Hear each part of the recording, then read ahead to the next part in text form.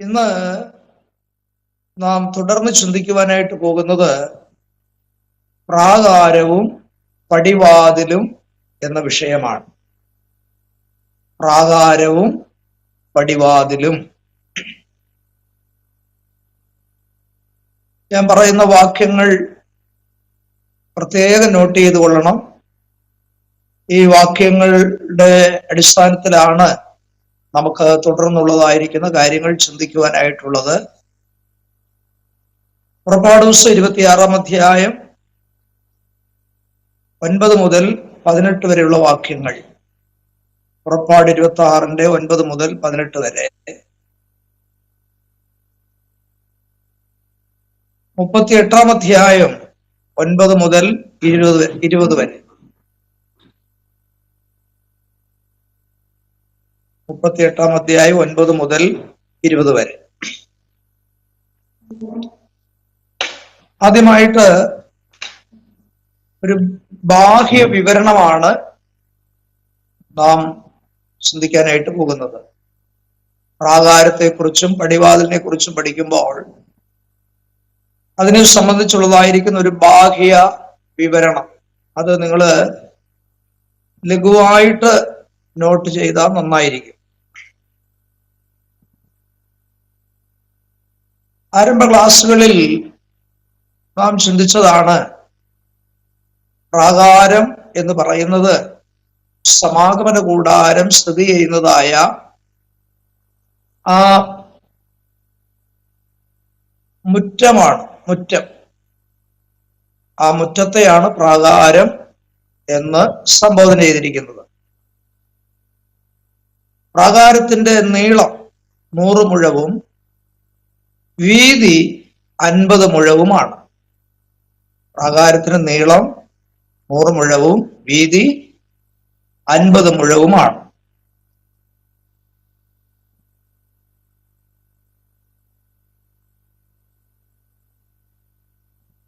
എന്നാൽ ഇതിന്റെ ചുറ്റിലുമായിട്ട്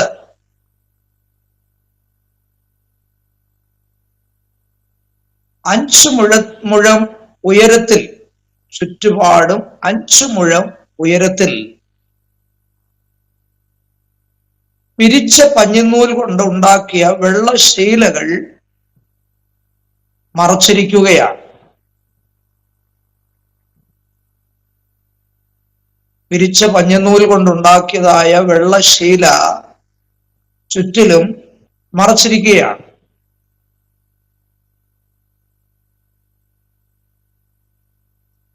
ഇനി മറ്റൊരു കാര്യം ചിന്തിക്കാനുള്ളത്, ഈ പ്രാകാരത്തിന് ചുറ്റിലും 50 തൂണുകൾ നിർത്തിയിട്ടുണ്ട്. 60 തൂണുകൾ നിർത്തിയിട്ടുണ്ട്. 60 തൂണുകൾ.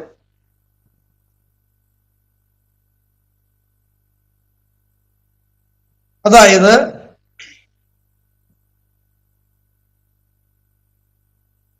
നൂറ് മുഴം നീളം 2 വശത്തും ഉണ്ടല്ലോ.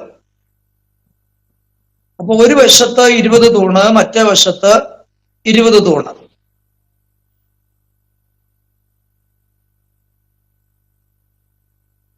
അൻപത് മുഴം വീതിയുള്ള പുറകിലും മുൻപിലും 10 തൂണുകൾ വീതം.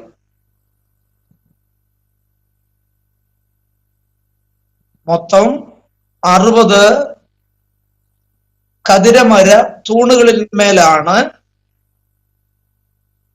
5 മുഴം ഉയരമുള്ള തൂണുകളിൽ മേലാണ് 5 മുഴം ഉയരമുള്ളതായ ആ മറശ്ശീല,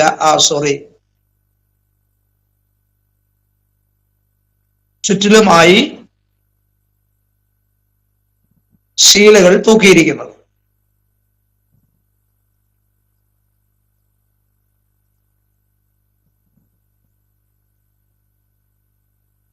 ഇനി അതിനോടുള്ള ബന്ധത്തിൽ നാം ചിന്തിക്കാൻ പോകുന്നത്,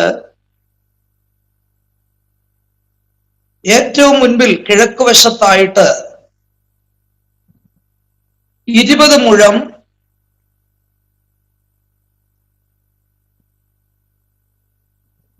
വീതി ഉള്ള വാതിൽ ക്രമീകരിച്ചിട്ടുണ്ട്.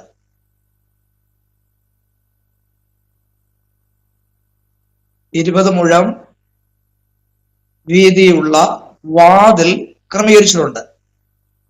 അപ്പോൾ ഈ പ്രാകാരത്തിലേക്ക് പ്രവേശിക്കുന്നത് ഈ വാതിൽ വഴിയാണ്.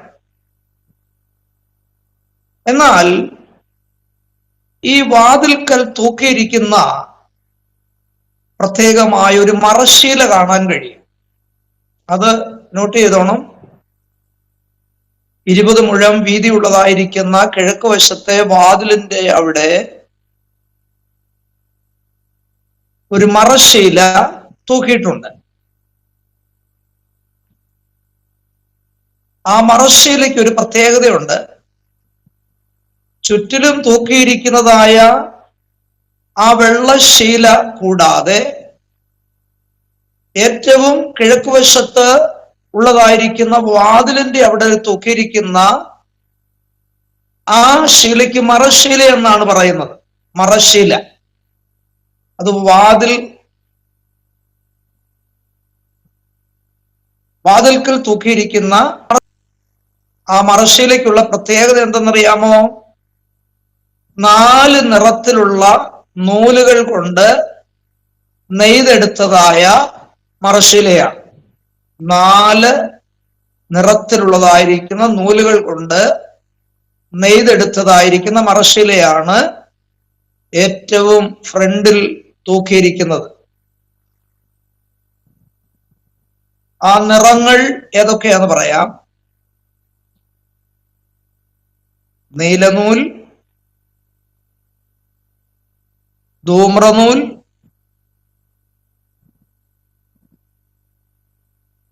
ചുവപ്പ് നൂൽ, പിരിച്ച പഞ്ഞിനൂൽ.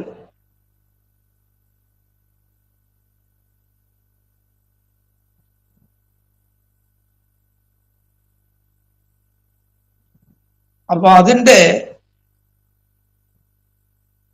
നീളം 20 മുഴവും വീതി 5 മുഴവുമാണ്. മറ്റേ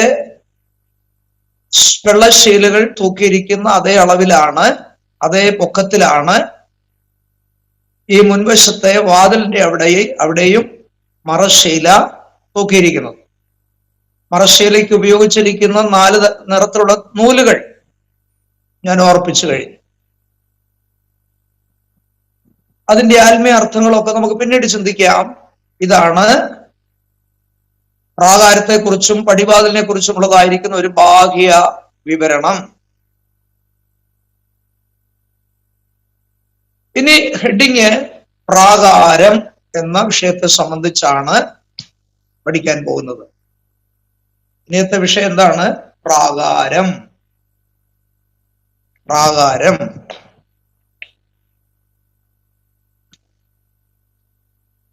അതിനെ സംബന്ധിച്ച് ചില പ്രത്യേക കാര്യങ്ങൾ തുടർന്ന് ചിന്തിക്കാൻ പോവുകയാണ്. ഒന്ന്, പ്രാകാരം ആരാധനയുടെ സ്ഥലമാണ്. പ്രാകാരം ആരാധനയുടെ സ്ഥലമാണ്. എന്താണ് അങ്ങനെ പറയാൻ കാരണം? ഇന്നലെ നമ്മൾ ചിന്തിച്ചപ്പോൾ പ്രാകാരത്തിൽ 2 ഉപകരണങ്ങൾ വെച്ചിട്ടുണ്ടെന്ന് ചിന്തിച്ചു. ഏതൊക്കെയാണ്? യാഗപീഠവും താമ്രത്തൊട്ടിയും. അപ്പോൾ പ്രാകാരത്തിലേക്ക് വരുന്നതായിരിക്കുന്ന ഇസ്രായേൽ ജനം അവരെന്തിനാണ് അവിടെ വരുന്നത്? ആരാധനയ്ക്ക് വേണ്ടിയാണ് വരുന്നത്.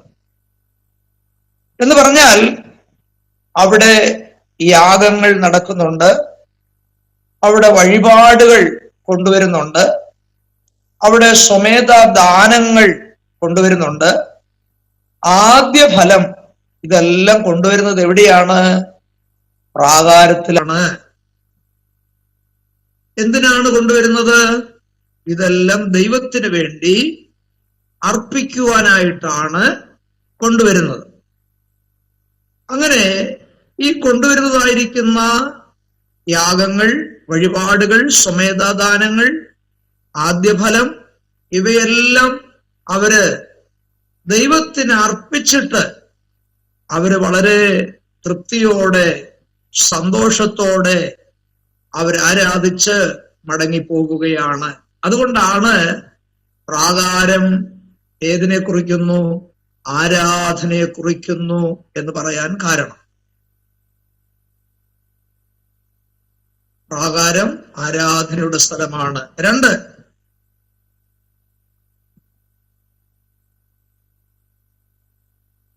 പ്രാകാരം വേർപാടിന്റെ സ്ഥലമാണ്. പ്രാകാരം വേർപാടിന്റെ സ്ഥലമാണ്. എന്താ അങ്ങനെ പറയാൻ കാരണം? ഇസ്രായേൽ പാളയങ്ങളിൽ പാർത്തുകൊണ്ടിരിക്കുന്ന ഇസ്രായേൽ മക്കൾ മുമ്പേ പറഞ്ഞതായിരിക്കുന്ന വാതിൽ വഴിയായിട്ട് പ്രാകാരത്തിനുള്ളിൽ പ്രവേശിച്ചു കഴിഞ്ഞാൽ അവര് പാർക്കുന്ന പാളയത്തിൽ നിന്നും അവര് വേർപെട്ട സമൂഹമായിട്ടാണ് അവിടെ നമുക്ക് കാണാൻ കഴിയുന്നത്. എന്താ അങ്ങനെ പറയാൻ കാരണം? ചുറ്റിലും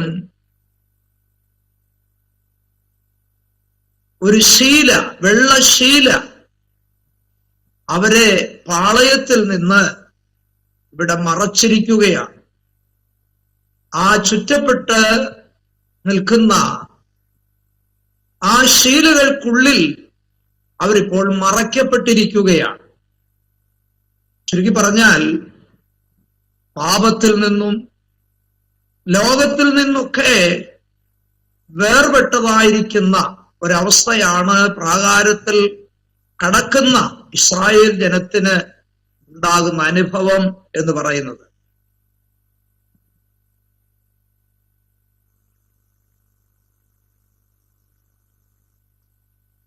രണ്ട് കൊരിന്ത്യർ ലേഖനം 6-ാം അധ്യായം 14 മുതൽ 18 വരെയുള്ള വാക്യങ്ങൾ നാം വായിച്ചാൽ പുതിയ നിയമ വിശ്വാസികൾ വേർപാട് ആചരിക്കണം. വായിക്കാൻ സമയമില്ല. ദൈവമക്കൾ, പുതിയ നിയമ വിശ്വാസികൾ വേർപാട് ആചരിക്കണമെന്നുള്ളതായ ആ സത്യം നമുക്ക് ചിന്തിപ്പാനായിട്ട് കഴിയും. അപ്പോൾ പ്രാകാരം ആരാധനയുടെ സ്ഥലമാണ്. പ്രാകാരം വേർപാടിന്റെ സ്ഥലമാണ്. 3, ശിക്ഷാവിധി നടക്കുന്ന സ്ഥലമാണ്. ശിക്ഷാവിധി നടക്കുന്ന സ്ഥലമാണ്. നമ്മളെ പോയിന്റ് കുറിക്കുമ്പോൾ തന്നെ എന്തുകൊണ്ടാണ് അങ്ങനെ ആയിരിക്കുന്നതെന്നുള്ള ആ വിശദീകരണം മറക്കരുത്. എന്താണ് ശിക്ഷാവിധിയുടെ സ്ഥലമാണെന്ന് പറയാൻ കാരണം? യാഗമൃഗവുമായിട്ട് ദൈവസന്നിധിയിലേക്ക് വരുന്ന ഒരു ഇസ്രായേല്യന്റെ പാപം ആ മൃഗത്തിന്റെ മേൽ ചുമത്തി അവന് പാപത്തിൽ നിന്ന് വിടുതൽ കിട്ടുവാൻ വേണ്ടി ആ മൃഗത്തെ അവിടെ കൊല്ലുകയും അതിനെ യാഗമർപ്പിക്കുകയും ചെയ്യുന്നത് നമുക്കവിടെ കാണുവാനായിട്ട് കഴിയും.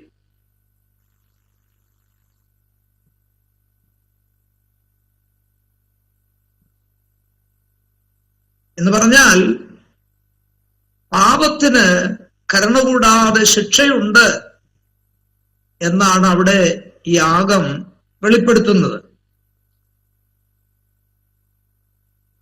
വാസ്തവത്തിൽ ഒരു ഇസ്രായേല്യൻ യാഗമൃഗവുമായിട്ട് വന്ന് അവന്റെ പാപം ആ മൃഗത്തിന്റെ മേൽ ചുമത്തി ആ മൃഗം യാഗമായി തീരുന്നത് വാസ്തവത്തിൽ പുതിയ നിയമ വെളിച്ചത്തിൽ എന്താണ് സൂചിപ്പിക്കുന്ന അറിയാമോ? നമ്മുടെ കർത്താവ് നമുക്ക് വേണ്ടി ക്രൂശിൽ നമ്മുടെ പാപത്തിന് വേണ്ടി മരിച്ചു എന്നാണ് ഈ യാഗങ്ങളെല്ലാം വിളിച്ചറിയിക്കുന്നത്. അതുകൊണ്ടാണ് അത് ശിക്ഷാവിധിയുടെ സ്ഥലമാണ് എന്ന് പറയാൻ കാരണം. പാപത്തിന്റെ ശമ്പളം എന്താണ്? മരണം, അല്ലേ? നമ്മുടെ പാപത്തിന്റെ ശമ്പളമായിരിക്കുന്ന മരണം നമ്മുടെ മേൽ വാഴുകയായിരുന്നു. ആ മരണത്തിന് വിധേയരായിരുന്നു. എന്നാൽ നമുക്ക് നിത്യജീവൻ തന്ന് ആ നിത്യമരണത്തിൽ നമ്മെ വിടുവിച്ചത് യേശുക്രിസ്തു നമുക്ക് വേണ്ടി ക്രൂശിൽ യാഗമായി തീർന്നത് കൊണ്ടാണ്. ആ യാഗം നമുക്ക് വേണ്ടിയാണെന്ന് നാം വിശ്വസിച്ചത് കൊണ്ടാണ് നമുക്ക് പാപത്തിൽ നിന്ന് മോചനം ലഭിക്കാനായിട്ടിടയായത്. ആ സംഗതിയെയാണ് ഈ വസ്തുത സൂചിപ്പിക്കുന്നത്.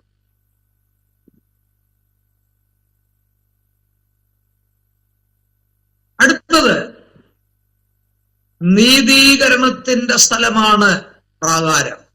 പ്രാകാരം നീതീകരണത്തിന്റെ സ്ഥലമാണ്. നീതി എന്ന് പറയുന്നത് വാസ്തവത്തിൽ ഒരു കോടതി വാക്ക്. ഇവിടെ ആ ഇസ്രായേൽ മക്കളുടെ അല്ലെങ്കിൽ ഒരു ഇസ്രായേലിയന്റെ പാപം മൃഗത്തിന്റെ മേൽ ചുമത്തി അതിനെ യാഗമാക്കി തീർക്കുമ്പോൾ പാപങ്ങളുടെ ശിക്ഷ മുഴുവനും ആ മൃഗം വഹിക്കുന്നതിനാൽ പാപിയായ മനുഷ്യൻ എന്ത് ചെയ്യുകയാണ്? വിട്ടയക്കപ്പെടുകയാണ്. ഇതിനാണ് വാസ്തവത്തിൽ നീതീകരണം എന്ന് പറയുന്നത്. അപ്പോൾ ഒരു പാപിയായിരിക്കുന്ന മനുഷ്യൻ യേശുക്രിസ്തുവിന്റെ ക്രൂശിലെ മരണത്തിൽ വിശ്വസിച്ച് ആ മരണം എനിക്ക് വേണ്ടിയാണ് എന്ന് ഏറ്റെടുക്കുമ്പോൾ പാപിയായിരിക്കുന്ന മനുഷ്യനെ കുറിച്ച് സ്വർഗീയ കോടതി പറയുന്നത് എന്താണെന്നറിയാമോ? ഇവൻ പാപത്തിൽ നിന്ന് വിടുതൽ പ്രാപിച്ചു, ഇവൻ ഇനി പാപി അല്ല, ഇവനൊരു നീതിമാനായി തീർന്നിരിക്കുന്നു എന്നാണ് സ്വർഗീയ കോടതി നമ്മെ സംബന്ധിച്ച് പറയുന്നത്. അതുകൊണ്ടാണ് ഈ പ്രാകാരത്തിൽ നടക്കുന്നതായിരിക്കുന്ന യാഗങ്ങൾ മുഖാന്തരം ഒരു ഇസ്രായേലിയൻ പാപത്തിൽ നിന്ന് വിടുവിക്കപ്പെടുന്നുവെങ്കിൽ അവിടെ നീതീകരണമാണ് നടക്കുന്നത്. അതുകൊണ്ടാണ് പ്രാകാരം നീതീകരണത്തിന്റെ സ്ഥലമാണ് എന്ന് പറയാൻ കാരണം. അടുത്ത കാര്യം പ്രാകാരം പദവിയുടെ സ്ഥലമാണ്.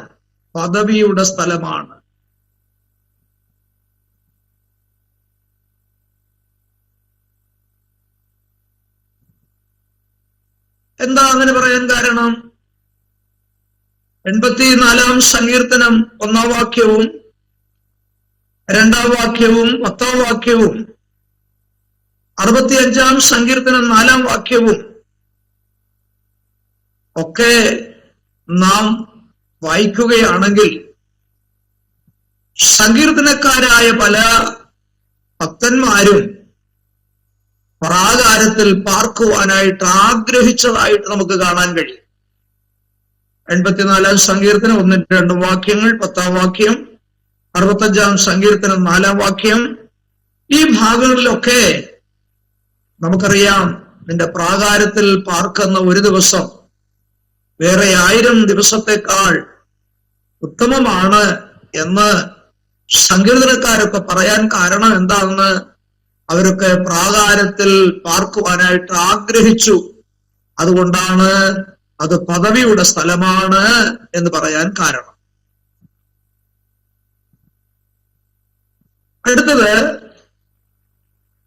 പ്രാകാരം ദൈവത്തെ ശുശ്രൂഷിക്കുന്ന സ്ഥലമാണ്. പ്രാകാരം ദൈവത്തെ ശുശ്രൂഷിക്കുന്ന സ്ഥലമാണ്.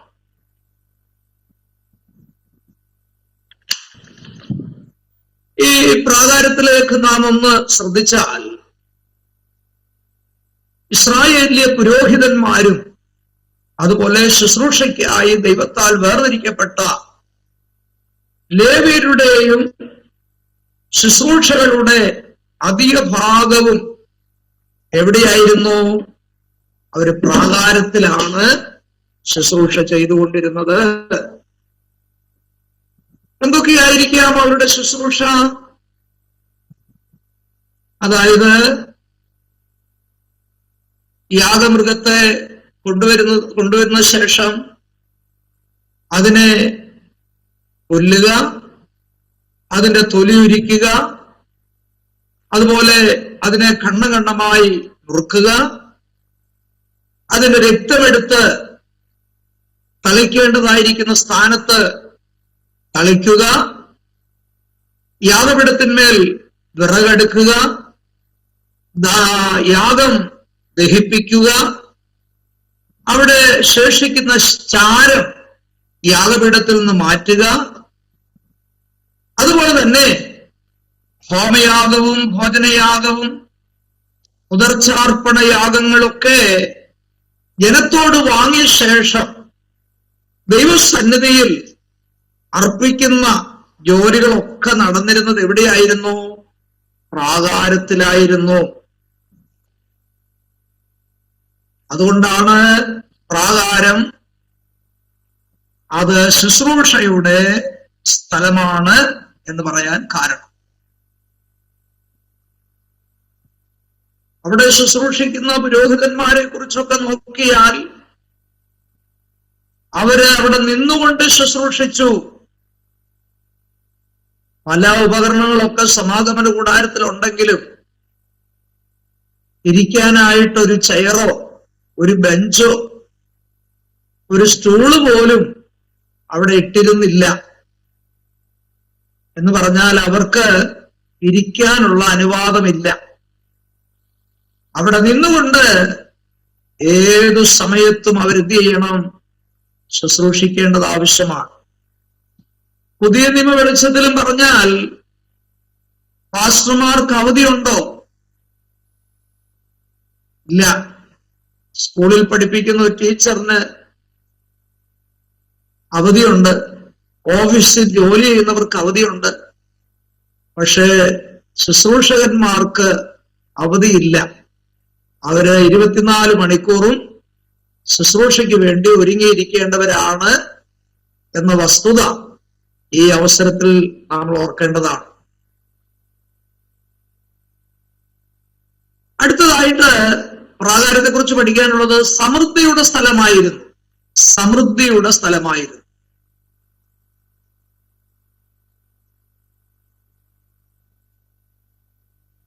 എന്താ അങ്ങനെ പറയാൻ കാരണം? സമൃദ്ധിയുടെ സ്ഥലമാണെന്ന് പറയാൻ എന്താ കാരണം? അവിടെ കൊണ്ടുവരുന്ന അപ്പം, മാംസം, മലര്, ദോശ, വട, വീഞ്ഞ്, ഇതെല്ലാം ഇസ്രായേൽ മക്കൾ അവിടെ കൊണ്ടുവരുന്നത് ദൈവത്തിന് അർപ്പിക്കാനാണ്. എല്ലാ ദിവസവും ഈ പറയപ്പെട്ടതായിരിക്കുന്ന വസ്തുക്കൾ അവിടെ വന്നുകൊണ്ടിരുന്നു. മാത്രമല്ല വിളവുകളുടെ ആദ്യഫലം, മൃഗത്തിന്റെ കടിഞ്ഞൂലുകള്, ഇതെല്ലാം അവിടെ ദിവസം തോറും വന്നുകൊണ്ടിരുന്നു. ദൈവത്തിന് വേണ്ടി അർപ്പിച്ചതിന്റെ ശേഷിക്കുന്ന ഒരു നല്ല ഭാഗം ആർക്കുള്ളതാണ്? പുരോഹിതന്മാർക്കും ലേവ്യർക്കും അവർക്കാണത് ലഭിച്ചുകൊണ്ടിരുന്നത്. അപ്പോൾ പ്രാകാരത്തിൽ ശുശ്രൂഷിക്കുന്ന ഒരു പുരോഹിതനായാലും ലേവ്യനായാലും അവന് ആവശ്യമായിരിക്കുന്ന വസ്തുക്കൾ, ഭക്ഷണ പാനീയങ്ങൾ അവിടെ തന്നെ അവന് ലഭിച്ചുകൊണ്ടിരുന്നു. അവൻ മറ്റൊരു ജോലിക്ക് പോകേണ്ടതായിട്ടുണ്ടായിരുന്നില്ല. അപ്പോൾ അതൊരു സമൃദ്ധിയുടെ സ്ഥലമായിരുന്നു. ആരെ സംബന്ധിച്ച്? പുരോഹിതന്മാരെയും ലേവ്യരെയും സംബന്ധിച്ച് അത് സമൃദ്ധിയുടെ സ്ഥലമായിരുന്നു എന്ന് പറയാൻ കാരണം അതാണ്.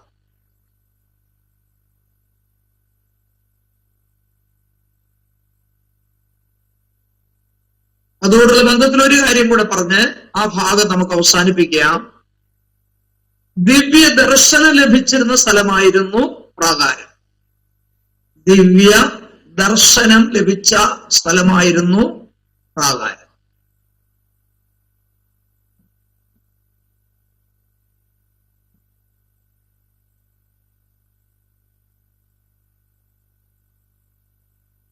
പ്രാകാരത്തിലേക്ക് പ്രവേശിച്ചതായിരിക്കുന്ന ഒരു വ്യക്തിക്ക് അതിനുശേഷമുള്ള വിശുദ്ധ സ്ഥലവും അതിവിശുദ്ധ സ്ഥലവും ഒക്കെ വളരെ മനോഹരമായ കാഴ്ചകളായിരുന്നു. അവിടെ വിളങ്ങിക്കൊണ്ടിരുന്നതായിരിക്കുന്ന തേജസ് അവർക്ക് അത് അനുഭവമായിരുന്നു. അതുകൊണ്ടാണ് 84-ാം സങ്കീർത്തനമൊക്കെ വായിക്കുമ്പോൾ നമ്മൾക്ക് അവിടെ കാണാൻ കഴിയുന്നത്, സൈന്യങ്ങളുടെ യഹോവേ തിരുനിവാസം എത്ര മനോഹരം എന്ന് സങ്കീർത്തനക്കാരൻ പറയാൻ കാരണം അതാണ്. ദിവ്യ ദർശനം ലഭിച്ചിരുന്ന സ്ഥലമായിരുന്നു പ്രാകാരം.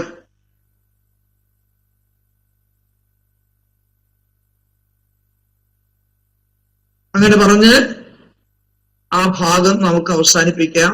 ഇനി അടുത്തതായിട്ട് പ്രാകാരത്തിന്റെ വാതിലിനെ സംബന്ധിച്ചുള്ള കാര്യമാണ് ചിന്തിപ്പാൻ പോകുന്നത്. പ്രാകാരത്തിന്റെ വാതിൽ.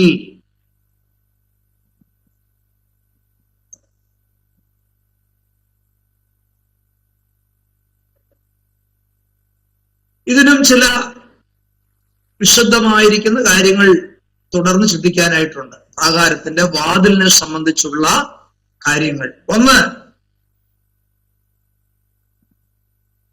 ഈ വാതിൽ ഏകവാതിലായിരുന്നു. ഈ വാതിൽ ഏകവാതിലായിരുന്നു.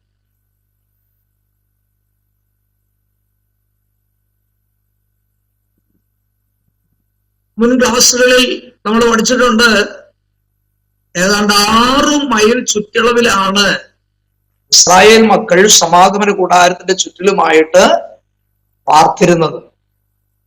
ഏറ്റവും അങ്ങേ അറ്റത്ത് പാർക്കുന്ന വ്യക്തിക്ക് അത്രമാത്രം ദൂരത്തിൽ നടന്നു വേണം എവിടെ എത്തുവാൻ, ദൈവത്തെ ആരാധിക്കുവാനായിട്ട് എവിടെ എത്തുവാനായിട്ട്, ഈ കൂടാരത്തിലെത്തുവാൻ. അങ്ങനെയാണെങ്കിൽ അവൻ അവിടെ നിന്ന് നടന്ന് വന്ന് ഈ സമാഗമന കൂടാരത്തിന്റെ കിഴക്ക് ഭാഗത്ത് സ്ഥിതി ചെയ്യുന്ന, മുമ്പേ നമ്മൾ ചിന്തിച്ചതുമായ ആ വാതിൽ വഴിയായിട്ട് വേണം പ്രാകാരത്തിൽ അവൻ പ്രവേശിക്കുവാൻ. എന്താ പറഞ്ഞതിന്റെ അർത്ഥം? വേറെ ഒരു വാതിലും കൂടാരത്തിൽ പ്രവേശിപ്പാനായിട്ടുണ്ടായിരുന്നില്ല, ഒരൊറ്റ വാതിൽ മാത്രം. പടിഞ്ഞാറ് വശത്ത് താമസിക്കുന്ന ആളും ഇങ്ങനെ ചുറ്റി വന്ന് ഈ കിഴക്ക് വശത്തുള്ള വാതിൽ വഴിയായിട്ട് വേണം എവിടെ പ്രവേശിക്കാൻ? പ്രാകാരത്തിൽ പ്രവേശിക്കുവാൻ. അങ്ങനെയാണെങ്കിൽ അതിന്റെ അർത്ഥം എന്താണെന്നറിയാമോ? ഈ വാതിൽ കർത്താവായ യേശു ക്രിസ്തുവിനെയാണ് സൂചിപ്പിക്കുന്നത്. യോഹന്നാൻ 10-7 വാക്യവും 9 വാക്യവും, യോഹന്നാൻ 10-7 വാക്യവും 9 വാക്യവും, കൂടാതെ അപ്പോസ്തല പ്രവൃത്തി 4-12 വാക്യം.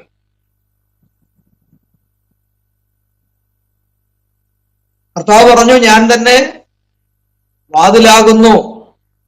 ഈ വാതിൽ വഴിയായിട്ട് വന്നെങ്കിൽ മാത്രമേ ഒരുവന് ദൈവസന്നിധിയിൽ പ്രവേശിപ്പാൻ, ദൈവത്തെ ആരാധിക്കുവാൻ കഴിയുകയുള്ളൂ. അപ്പോസ്തല പ്രവൃത്തി പുസ്തകത്തിൽ എന്താ പറയുന്നത്? മറ്റൊരുത്തനിലും രക്ഷയില്ല, നാം രക്ഷിക്കപ്പെടുവാൻ ആകാശത്തിന്റെ കീഴിൽ മനുഷ്യരുടെ ഇടയിൽ നൽകപ്പെട്ട വേറൊരു നാമവുമില്ല. അപ്പോൾ യേശുവിനെയാണ് ഈ വാതിൽ സൂചിപ്പിക്കുന്നത്. ദൈവസന്നിധിയിൽ അടുത്തു വരുവാൻ, ദൈവത്തെ ആരാധിക്കുവാൻ പല വാതിലുകൾ ഭൂമിയിലില്ല, ഒരൊറ്റ വാതിലാകുന്ന യേശു മാത്രമേ ഉള്ളൂ എന്നാണ് ഈ സത്യം വിളിച്ചറിയിക്കുന്നത്. അടുത്തത്, ഇത് വിസ്താരമേറിയ വാതിലായിരുന്നു.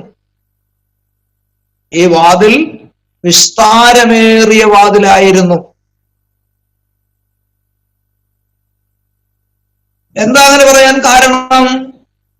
ഏത് നിലയിലുള്ള വ്യക്തിക്കും സ്വാതന്ത്ര്യമായിട്ട് ഇവിടെ പ്രവേശനമുണ്ടെന്നാണ് ഇത് വെളിപ്പെടുത്തുന്നത്. നമ്മുടെ കർത്താവ് വാതിലാണല്ലോ. ഈ വാതിൽ വഴിയായിട്ട് ഏത് മനുഷ്യനും ദൈവസന്നിധിയിൽ പ്രവേശിക്കുവാൻ കഴിയും. അവനെത്ര കടും പാപിയായാലും, അവന് എത്രമാത്രം അവിശ്വസ്തനായിരുന്നാലും, അവൻ ഏത് നിലയിലുള്ളവനായിരുന്നാലും ഈ യേശുവാകുന്ന വാതിൽ വഴിയായിട്ട് ദൈവസന്നിധിയിൽ പ്രവേശിപ്പാൻ കഴിയും. അതുകൊണ്ടാണ് ഇതൊരു വിസ്താരമേറിയ വാതിലാകുന്നു എന്ന് പറയാൻ കാരണം.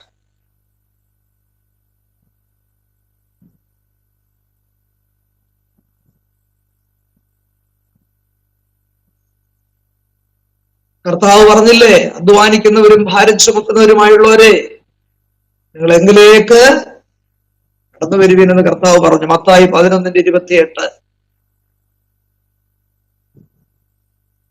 അടുത്ത വിഷയം, ഇത് മനോഹരമായ ഒരു വാതിലായിരുന്നു. ഈ വാതിലിന്റെ അടുത്ത പ്രത്യേകത എന്താണെന്നറിയാമോ? മനോഹരമായ ഒരു വാതിലായിരുന്നു.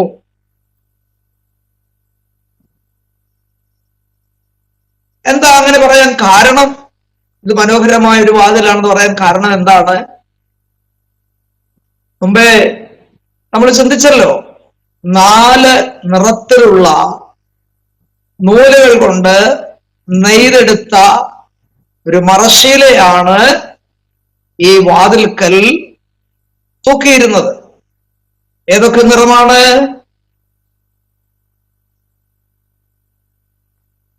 നീലനൂൽ, ധൂമ്രനൂൽ, ചുവപ്പ് നൂൽ, വിരിച്ച പഞ്ഞിനൂൽ. അപ്പോൾ ഈ 4 നിറത്തിൽ ഉള്ളതായ നൂലുകൾ കൊണ്ട് നെയ്തെടുത്തതായ ഒരു വാതിൽ മറ എന്ന് പറയുന്ന ആ ശീലയാണ് അവിടെ തൂക്കിയിരുന്നതെങ്കിൽ, വെളിയിൽ നിന്ന് അല്ലെങ്കിൽ അകത്ത് നിന്ന് ഈ മറശ്ശീല നോക്കിയാൽ ആ വാതിൽ എങ്ങനെയാ കാണപ്പെടുന്നത്? വളരെ മനോഹരമായിട്ടാണ് കാണപ്പെടുന്നത്. അതുകൊണ്ടാണ് ഉത്തമഗീതം 5-ാം അധ്യായത്തിന്റെ 10-ാം വാക്യത്തിൽ വായിക്കുമ്പോൾ ആ ശൂലേമി അവളുടെ പ്രിയനെ കുറിച്ച് പറയുന്ന ഒരു സ്റ്റേറ്റ്മെന്റ് ഉണ്ട്. എന്താണത്? എന്റെ പ്രിയൻ 10,000 പേരിൽ അതിശ്രേഷ്ഠൻ, അവൻ വെണ്മയും ചുവപ്പുമുള്ളവൻ. അവന്റെ മനോഹാരിതയാണ് ആ ശൂലേമിക്ക് പറയുവാനായിട്ടുള്ളത്. അത് നമ്മുടെ കർത്താവിനെയാണ് സൂചിപ്പിക്കുന്നത്. എന്ന് പറഞ്ഞാൽ കർത്താവ് മനോഹരനാണ് എന്നാണ്, അവൻ സൗന്ദര്യ സമ്പൂർണനാണ് എന്നാണ് അങ്ങനെ പറയാനായിട്ട് കാരണം.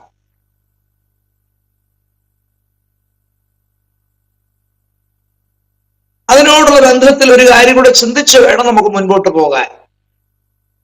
ഈ ഓരോ നിറത്തിലുള്ളതായ നൂലുകൾ യേശുക്രിസ്തുവിൽ ഉള്ളതായിരിക്കുന്ന ഓരോ പ്രത്യേകതകളെയാണ് സൂചിപ്പിക്കുന്നത്.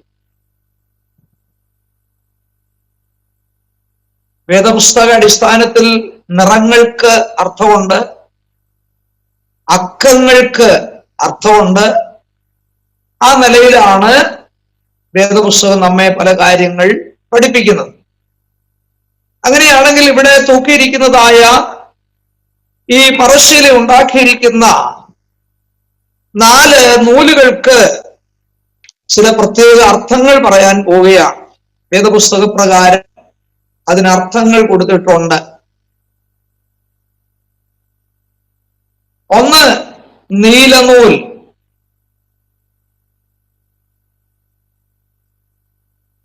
വേദപഠിതാക്കൾ, പണ്ഡിതന്മാര് അതിന് കൊടുത്തിരിക്കുന്ന അർത്ഥം ആകാശത്തിന്റെ നിറമാണ് നീല. അത് യേശു ക്രിസ്തുവിനുള്ളതായിരിക്കുന്ന കൃപയാണ് സൂചിപ്പിക്കുന്നത്. യേശു ആരാണ്? കൃപാസമ്പന്നനാണ്. കൃപാസമ്പന്നൻ.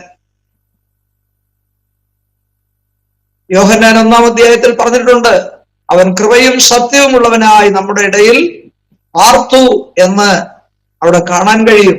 യേശു ആരാണ്? കൃപാസമ്പന്നനാണ്. അപ്പോൾ കർത്താവിലേക്ക് നമ്മൾ അടുത്ത് ചെന്നാൽ കർത്താവ് നമ്മിലേക്ക് എന്ത് പകരും? കൃപ പകരും.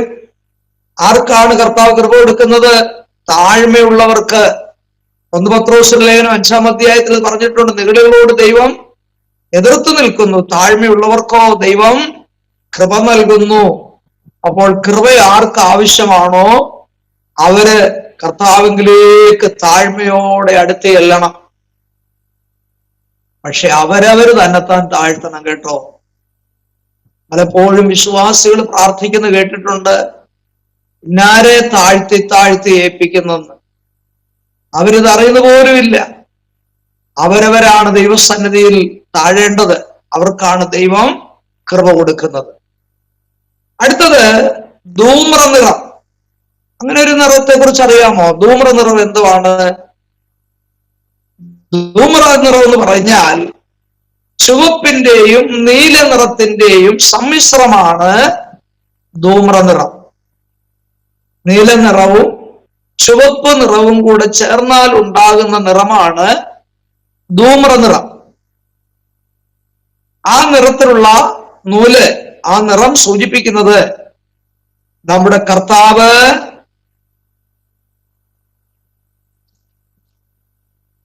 രാജാവാണ് എന്നാണ് സൂചിപ്പിക്കുന്നത്.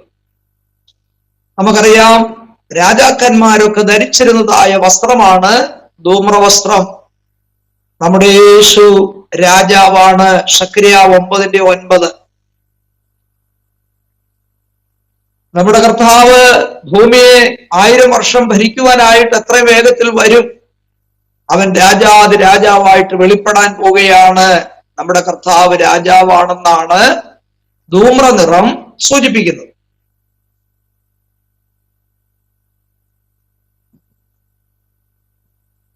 അടുത്ത നിറം ഏതാണ്?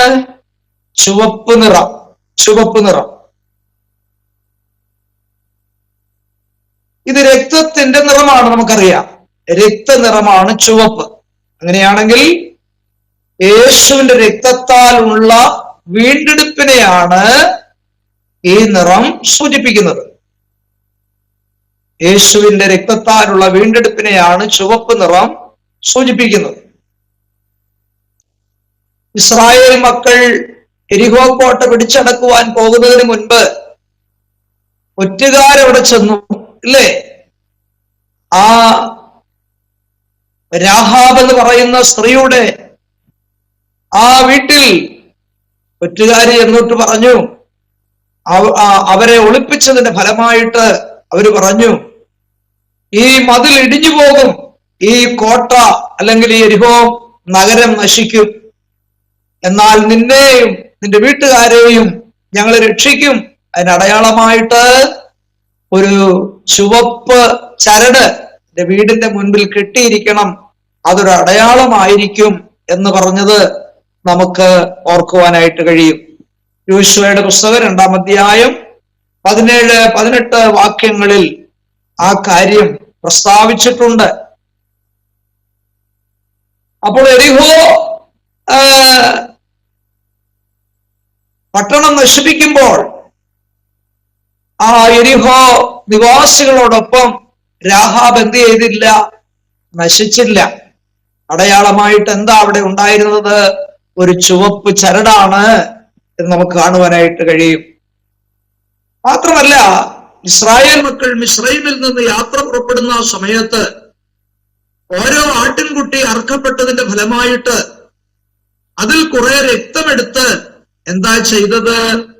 അവരുടെ വീടിന്റെ കട്ടളക്കാലുകളിന്മേലും കുറുമ്പടിമേലും അത് പുരട്ടി സംഹാരകൻ അതുവഴി വന്നപ്പോൾ ഇത് ഇസ്രായേലിയ ഭവനമാണെന്ന് മനസ്സിലാക്കി അവിടുത്തെ കടിഞ്ഞൂലുകളെ കൊല്ലാതെ അത് വിട്ടൊഴിഞ്ഞു പോയി.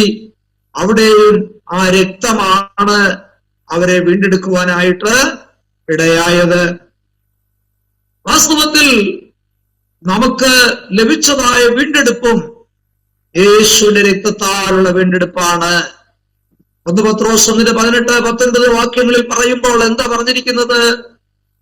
ഗർഭവും പിതൃപാരമ്പര്യവുമായി നടപ്പിൽ നിന്ന് വീണ്ടെടുത്തിരിക്കുന്നത് പൊന്ന് വെള്ളി മുതലായ അഴിഞ്ഞു പോകുന്ന വസ്തുക്കളെ കൊണ്ടല്ല, ക്രിസ്തു എന്ന നിർദോഷവും നിഷ്കളങ്കവുമായിരിക്കുന്ന കുഞ്ഞാടിന്റെ വിലയേറിയ രക്തം എന്ന് നമുക്കവിടെ കാണുവാൻ കഴിയും. ദൈവമക്കളെ, നമുക്ക് ലഭിച്ച വീണ്ടെടുപ്പ് എന്ത് മുഖാന്തരമാണ്? യേശുവിന്റെ രക്തം മുഖാന്തരമാണ്. അതാണ് ഈ ചുവപ്പ് നിറം നമ്മെ പഠിപ്പിക്കുന്നത്. ഇനി അടുത്ത നിറം പിരിച്ച പഞ്ഞിനൂലിന്റെ നിറം. അത് വെള്ള നിറമാണ്. വെള്ള നിറം സൂചിപ്പിക്കുന്നത് യേശു ക്രിസ്തു യാതൊരു ഊനവുമില്ലാത്തവനായി, അവൻ പരിപൂർണമായും അവൻ വിശുദ്ധനാണ് എന്നാണ് വെള്ള നിറം സൂചിപ്പിക്കുന്നത്.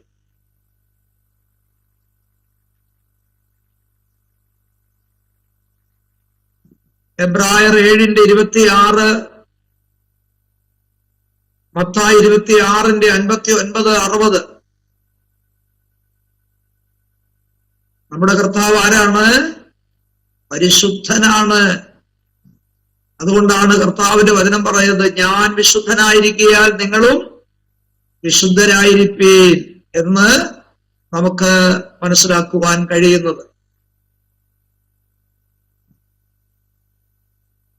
ഇനി ഈ വാതിലിന്റെ മറ്റൊരു പ്രത്യേകതയോടെ എഴുതി നമുക്ക് ആ ഭാഗം അവസാനിപ്പിക്കാം. ഈ വാതിലിന്റെ അടുത്ത പ്രത്യേകത, ഏത് സമയത്തും ഈ വാതിൽ തുറക്കപ്പെട്ട് കിടക്കുന്ന വാതിലാണ്.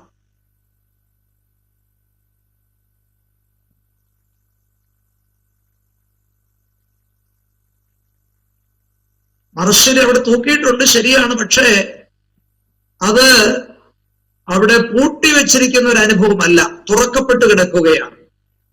അതാണ് ഈ വാതിലിന്റെ അടുത്ത പ്രത്യേകത. ഈ വാതിൽ ഏതു സമയത്തും തുറക്കപ്പെട്ട് കിടക്കുന്ന വാതിലാണ്.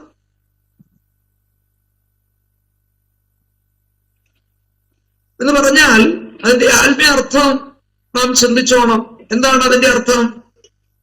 ഈ കൃപായുഗത്തിൽ യേശുവാകുന്ന വാതിൽ തുറക്കപ്പെട്ട് കിടക്കുന്ന വാതിലാണ് എന്ന് പറഞ്ഞാൽ, ഏതു സമയത്ത് വേണമെങ്കിലും ഒരു പാപിക്ക് അടുത്ത് ചെല്ലുവാൻ, യേശുവിനെ രക്ഷകനായി സ്വീകരിക്കുവാൻ, യേശുവിനെ സ്വന്തം രക്ഷിതാവായി അംഗീകരിക്കുവാൻ, അവന്റെ പാപങ്ങൾ ഏറ്റുപറയുവാൻ, രക്ഷിക്കപ്പെടുവാൻ, മാനസാന്തരപ്പെടുവാൻ തക്കവണ്ണം കൃപയുടെ വാതിൽ തുറന്നു കിടക്കുകയാണ് എന്നാണ് അതിന്റെ അർത്ഥം.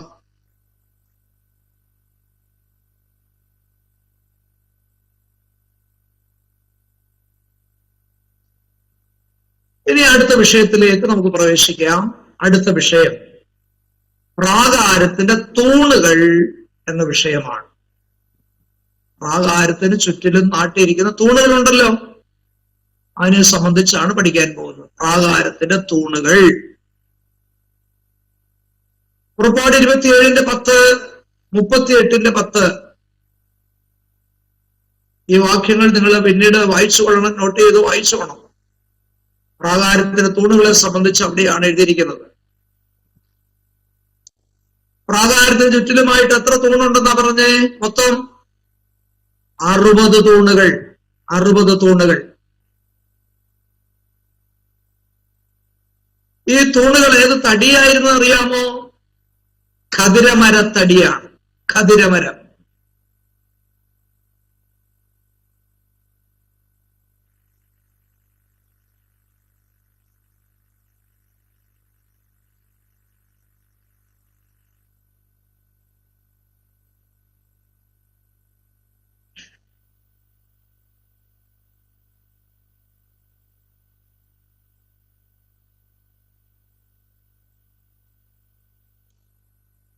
ഖദിരമരത്തിന്റെ ചില പ്രത്യേകതകൾ പറയാം. ഖദിരമരത്തിന്റെ ചില പ്രത്യേകതകൾ.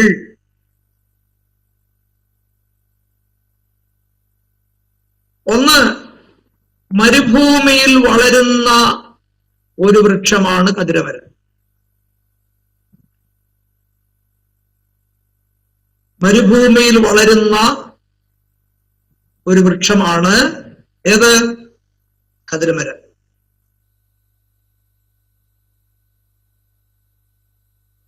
രണ്ട്, കൂട്ടമായി വളരുന്ന വൃക്ഷമാണിത്. ഒറ്റയ്ക്ക് അവിടെ ഇവിടെ നിൽക്കുകയല്ല, ഇത് കൂട്ടമായിട്ടാണ് വളരുന്നത്.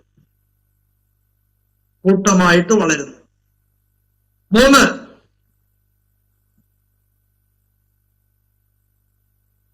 വള്ളിപ്പടർപ്പുകളാൽ ചുറ്റപ്പെട്ട വൃക്ഷമാണ്.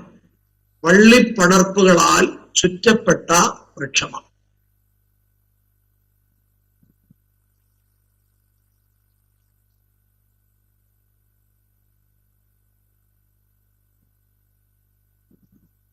അടുത്തത്,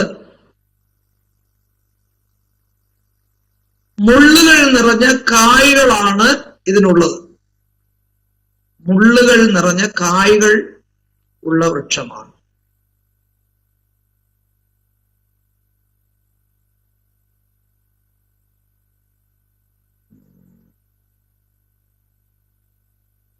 അടുത്തത്, ഇതിന്റെ തടി ദീർഘകാലം കേടുകൂടാതെ ഇരിക്കുന്ന തടിയാണ്. ഇതിന്റെ തടി ദീർഘകാലം കേടുകൂടാതെ ഇരിക്കുന്ന തടിയാണ്.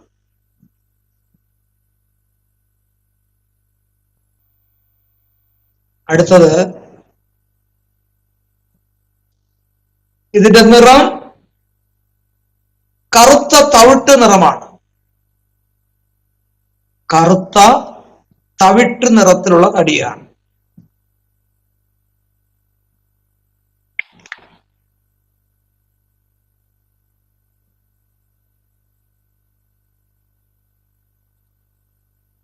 ലാസ്റ്റ് വൺ, ഇതിന്റെ തടി ആരുകൾ നിറഞ്ഞതാണ്. ആരുകൾ നിറഞ്ഞതാണെന്ന് പറഞ്ഞാൽ മനസ്സിലായോ?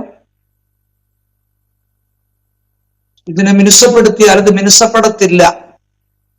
ആരുകൾ ഉള്ളതാണ്. നമ്മുടെ ഈ തെങ്ങിന്റെ തടി പോലെ ആരുകൾ നിറഞ്ഞ തടിയാണ്. അതാണ് ഖദിരമരത്തിന്റെ ചില പ്രത്യേകതകൾ.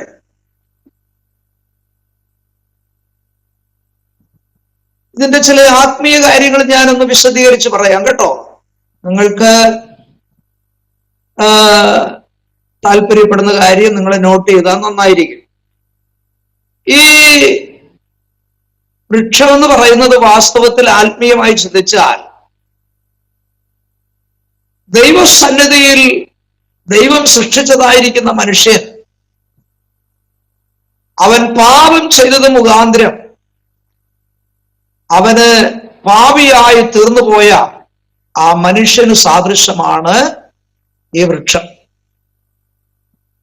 വേദപുസ്തകത്തിൽ മനുഷ്യനെ വൃക്ഷത്തോട് സാമ്യപ്പെടുത്തി പല സ്ഥലത്തും പറഞ്ഞിട്ടുണ്ടല്ലോ. 1-ാം സങ്കീർത്തനത്തിൽ തന്നെ പറയുന്നുണ്ട്, അവൻ ആറ്റരികത്ത് നട്ടിരിക്കുന്നതും തക്ക കാലത്ത് ഫലം കായ്ക്കുന്ന ഇലവാടാത്തതുമായ വൃക്ഷം പോലെ ഒരു നീതിമാനെ സംബന്ധിച്ച് പറഞ്ഞിട്ടുണ്ട്. 92-ാം സങ്കീർത്തനത്തിൽ പറഞ്ഞിട്ടുണ്ട്, അവൻ പന പോലെ തഴയ്ക്കും, വൃക്ഷലതാദികളോട് സാമ്യപ്പെടുത്തി പറഞ്ഞിട്ടുണ്ട് ഇല്ലേ. 128-ാം സങ്കീർത്തനത്തിൽ പറഞ്ഞിട്ടുണ്ട്, ഒരു നീതിമാന്റെ ഭാര്യ വീടിനകത്ത് ഫലപ്രദമായ മുന്തിരിവള്ളി പോലെ. അപ്പൊ ഞാൻ പറഞ്ഞത് വൃക്ഷങ്ങളോട് സാമ്യപ്പെടുത്തി മനുഷ്യനെ വേദപുസ്തകത്തിൽ പല സ്ഥലങ്ങളിലും പറഞ്ഞിട്ടുണ്ട്. അപ്പൊ ഈ ഖദിരമരം സൂചിപ്പിക്കുന്നത് പാവം ചെയ്ത് ദൈവത്തിൽ നിന്ന് തേജസ് നഷ്ടപ്പെട്ടു പോയതായിരിക്കുന്ന ആദാമ്യ വർഗത്തെയാണ് ഈ ഖദിരമരം സൂചിപ്പിക്കുന്നത്. എന്നാൽ ഒരു കാര്യം നമുക്ക് ഓർത്ത് ദൈവത്തെ സ്തുതിക്കാൻ വകയുണ്ട്. അവൻ ദൈവത്തിൽ നിന്ന് പാപമുഖാന്തരം അകലപ്പെട്ടു പോയെങ്കിലും ദൈവത്തിന്റെ ആലയത്തിന്റെ തൂണുകളാക്കി അവനെ രൂപപ്പെടുത്തി എടുക്കുവാനായിട്ട് ദൈവം സഹായിച്ചു എന്നുള്ളത് എത്രയോ ശ്രേഷ്ഠമാണ്. അതാണ് നമുക്കിതിന്റെ ആത്മീയ പാഠമായി ചിന്തിക്കുവാനായിട്ടുള്ളത്. മരം ഇതിനു വേണ്ടി ഉപയോഗിക്കണമെങ്കിൽ ആദ്യം എന്ത് ചെയ്യണം? കോടാലി ഉപയോഗിച്ച് മരം എന്ത് ചെയ്യണം?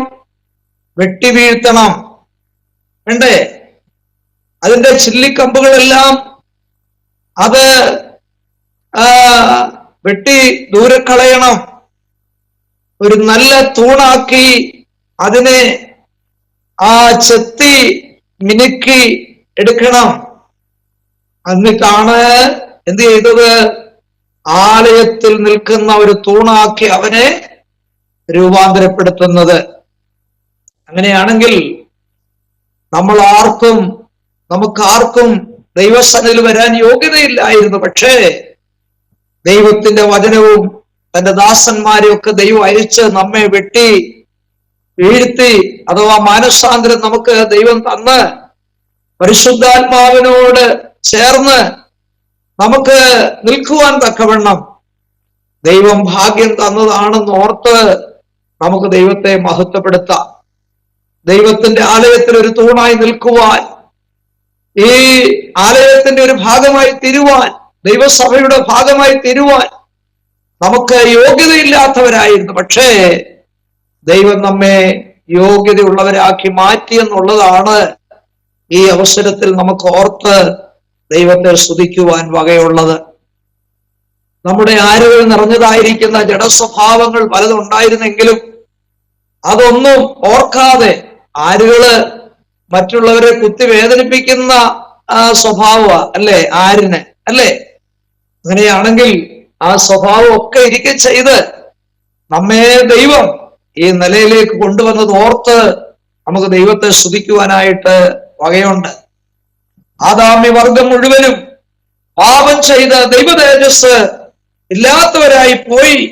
എന്നാൽ നമ്മെ രക്ഷിപ്പാനായിട്ട് കർത്താവായ യേശു എന്ത് ചെയ്തു? ഈ ലോകത്തിലേക്ക് താണ് ഇറങ്ങി വരുവാനായിട്ടിടയായി. അവൻ സമ്പന്നനായിരുന്നുവെങ്കിലും ദരിദ്രരായ നമ്മെ സമ്പന്നരാക്കി മാറ്റുവാൻ അവൻ ദരിദ്രനായി ഭൂമിയിലേക്ക് ഇറങ്ങി വന്നത് എന്തിനാണെന്നറിയാമോ? എന്നെയും നിങ്ങളെയും ദൈവത്തോട് അടുപ്പിക്കുവാനാണ്. ഈ ദൈവസഭയുടെ തൂണാക്കി നമ്മെ മാറ്റുവാൻ വേണ്ടിയാണ് കർത്താവ് കഷ്ടങ്ങൾ അനുഭവിപ്പാൻ തക്കവണ്ണം ഇടയായത്. ഒരു ജഡവും ന്യായപ്രമാണം മുഖാന്തരം നീതീകരിക്കപ്പെട്ട് ഇല്ലാതായി നമുക്ക് കാണാൻ കഴിയും. ഒരു മനുഷ്യനും ന്യായപ്രമാണത്താൽ നീതീകരിക്കപ്പെട്ടില്ല. എന്നാൽ പുതിയ നിയമത്തിൽ അത് നാം ദൈവസഭയുടെ തൂണുകളാക്കി മാറ്റപ്പെടുവാൻ നമുക്ക് വേണ്ടി കർത്താവ് കഷ്ടങ്ങളാൽ തികഞ്ഞവനായി ക്രൂശിൽ മരിച്ച് തന്റെ രക്തം നമുക്ക് വേണ്ടി ചിന്തി അവൻ നമുക്ക് വേണ്ടി കഷ്ടത അനുഭവിച്ച് അവൻ യാഗമായി തീർന്നു. ആ യാഗമുഖാന്തരമാണ് നമുക്ക് ദൈവസന്നിധിയിലേക്ക് കടന്നു വരുവാനായിട്ട് ഇടയായത്. അങ്ങനെയെങ്കിൽ ഈ തൂണുകൾ നമ്മെ വിശ്വാസികളെയാണ് സൂചിപ്പിക്കുന്നത്. അത് മരുഭൂമിയിൽ ആർക്കും വേണ്ടാത്ത വൃക്ഷമായി നിലകൊണ്ടതായിരുന്നു. പക്ഷേ ദൈവം നമ്മിൽ ചില പണികൾ നടത്തി.